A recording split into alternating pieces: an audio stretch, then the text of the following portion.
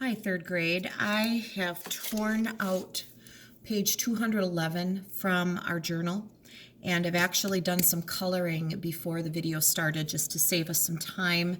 I wanted to demonstrate to you what it meant to fill in or draw a picture of an array like this. We've done arrays with X's and things before, but in lesson 9.3, they're showing us a picture of, for example, 4 times 28.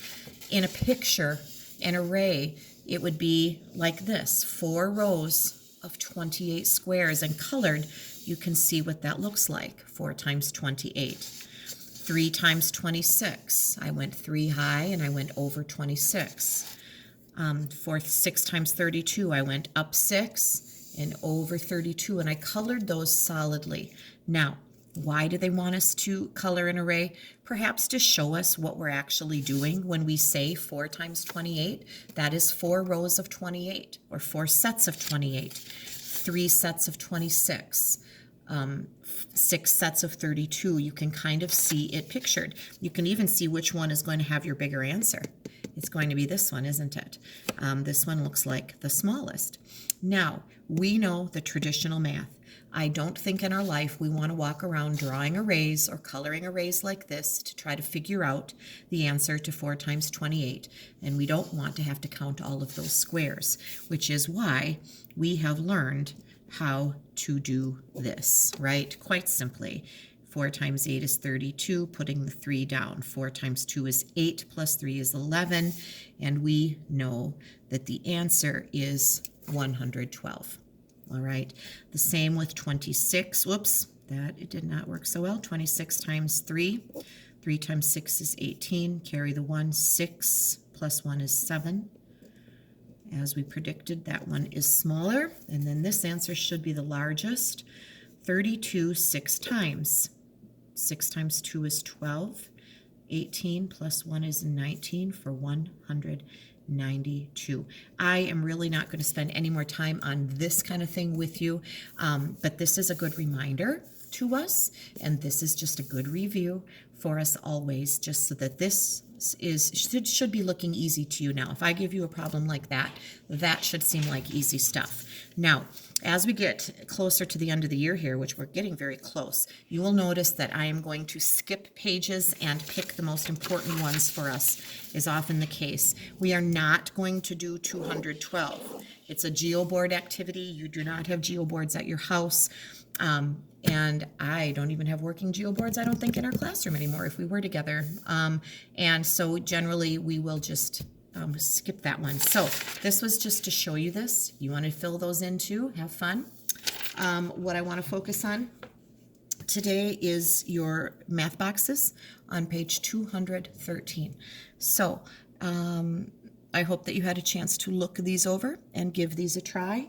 And now, of course, as is becoming the norm, I'm going to go through these with you and hopefully answer any questions that you might have.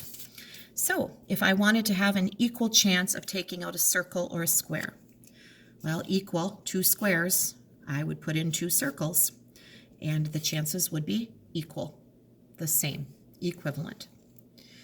Which number is the smallest? We have, and just practice reading these numbers is great. Try reading them out loud to somebody. 1,060, 1,600, 1,006, 6,001. Look what they did. They took the same 4 digits and rearranged them in different order. And we know this is the largest. That's not the smallest one. All of these are in the thousands. This one is the very smallest, isn't it? 1,006. So we'll choose that one. Then this one would be next, third, and then that's the largest. All right, 3 fractions that are equivalent to 8/12. I could start by doubling 8 and getting 16, and doubling 12 and getting 24. There's one idea. I could show you again the reducing fractions to simplest terms, which is something you're going to be doing at least by 5th grade, if not next year. I'm not sure about next year. We can divide these down by the same number. And both of these would divide by, they would divide by 2. And they would also divide by 4. If we divided top and bottom by 2, 8 divided by 2 would be 4, and 12 divided by 2 would be 6. Oh, 4, 6. But what if we divided the top and the bottom by 4? 8 divided by 4 is 2, and 12 divided by 4 is 3. Look at that. By dividing the top and bottom by the same number, if you can find a number that they both can divide by evenly, you can go backwards. You could have also gone up. You could have gone 16 plus 16 is 32, and 32 over 48 would have been another one. And if you kept going, you could make 64 and, oh boy, 48 2 times, 96, right? So there are a couple other options if you'd gone bigger. I just wanted to show you something different and getting simplified and going down. All right. Pencils cost $1.99 for a package of 24 and $1.69 for a package of 16. What is the total cost of 2 24 pencil packages and 1 16? Oh, first they want a ballpark estimate, then an exact. So let's start with the estimate. 2 of these, I'd call those $2, don't you think? 2 plus 2.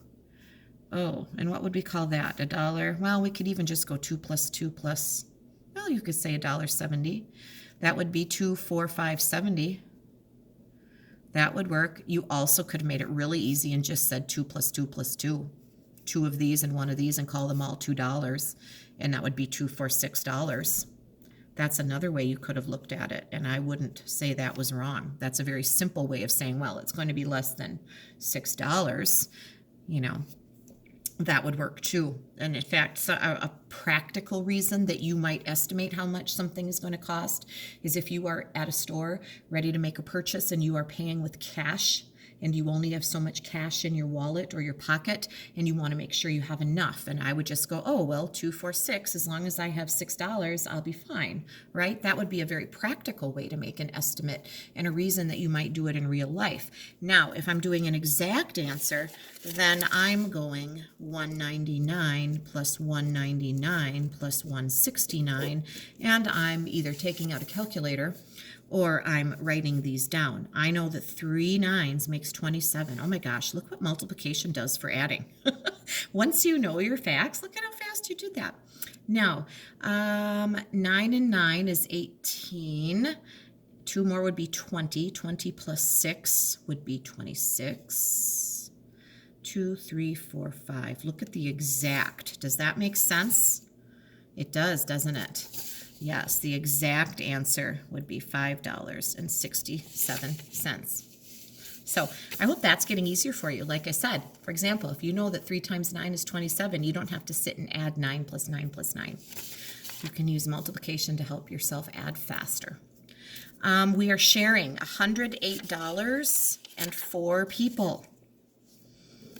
Let's do a picture. 108, and I might even show you a division problem on this one just to get you thinking. But $100, 4 people. Gosh, that $100 seems to me they could each have $25, couldn't they? And that would take care of the $100, and that would leave us with only $8. You see what I did there? $8 with 4 people. Well, 2, 4, 6, 8. They would each get $27, wouldn't they? Now, can I show you something else? Are you ready? This is long division. 108 divided by 4. I don't expect you to know how to do this today. I just want you to watch. How many 4s fit into 108? Well, that's a pretty big question. What if I narrowed it down and said, how many 4s fit into 10? Well, there isn't anything 4 times anything that equals exactly 10, but I know that 4 times 2 is 8, and that's pretty close. 4 times 3 is 12, and that's too many. So 4 times 2 is 8. Now I'm going to put that below the 10 that I divided it into, and I'm going to subtract to see how much is left over. 10 minus 8 is 2. That would be like a remainder if we had done 10 divided by 4, but we did 108 divided by 4. So there's actually an 8 still waiting there. We do what's called bringing down the 8. It hasn't been used yet because we only put 4 into 10. Now we bring that 8 down. We have 28 here now. And I'm going to bring that 4 down this way. What is 28 divided by 4? If you know your multiplication facts, you know that 4 times 7 is 28. And if you subtract 28 minus 28, there isn't anything left over. Well, look at that, you guys. We got the answer 27. And that's what we got when we drew the picture. Now, some of you might have followed that. You'll have to let me know if you got that, if that made sense to you. And you can watch this a couple times over and you might go, oh, or you could ask a grown-up. You could write that down just like I did and show them, and they could show you and spend a little time on that. All right, the next one is 61 with 4 people. And so I'm going to do the same thing here. $60, 10, 20, 30, 40, 45, 50, 55, 60. If I give them each $15, that's not 105. That's a 10 and a 5. That's $60. That's $15 each. And then $1 would give them each a quarter, right? You like my messy writing? You guys know when I get going, I go pretty fast. They would each get $15 and 25 cents, wouldn't they? Now, does anyone want to try that with long division? Oh, well, why not, right? $61 divided by 4. Now, I can tell you, this one isn't going to come out as neatly, but because we're going to have those that not full dollars, but we'll show you the process. 4 can go into 6 one time. 4 times 1 is 4. It can't go twice because that would be 8, and that's more than 6. 6 take away 4 is 2. There's a leftover. If I bring down this 1, haven't used yet, and I bring down the 4, how many 4s go into 21? Well, 4 times 5 is 20. Now that leaves a leftover of 1. Remember we had that leftover of $1? In old-fashioned long division, you would write 15 with an R, which means remainder 1. That's old-fashioned long division. Now, people that are dealing with money know that that 1 doesn't, leaving it as a remainder like that isn't going to do us any good. But that is a story for another day, because we can turn that into a decimal, which is going to be our 25 cents, which is what we did when we drew this picture. But this is called long division. Welcome to your new world. That will be you next year. And won't it be exciting? All right, measure the line segment to the nearest 1/4 of an inch. So, don't want to pull centimeters up. Again, I don't know how many of you have a measuring tool at home. Okay, this one, we want to line up very carefully. It goes to the 2, it goes past it, and it goes just, this is the 1/4 inch mark, and it goes a little past halfway. So I'm going to call this 2 1/4. It was between 2 and 2 1/4, but just a hair closer to the 1/4. So we'll go up. Now, oh, well, maybe they wanted us to go to 2. If they wanted us to go to 2, that's interesting, because now they say draw a line segment that is 2 1/4 inches long. Well, that would be 1, 2 to the 1/4 mark, which is what we called the other one. This one is just a hair shorter, so maybe they want us to call it 2. But using my measuring tool, it sure looks like a good case to go up to the 4th, at least 2 1/8. Anyway, that is that. Be careful when you are measuring. I saw someone's work, and it looked like whatever they had drawn yesterday for, was it supposed to be 1.5 inches? It looked awfully short. So be careful when you're doing that, and make sure you're tuning in carefully to what I'm doing with you. So thank you.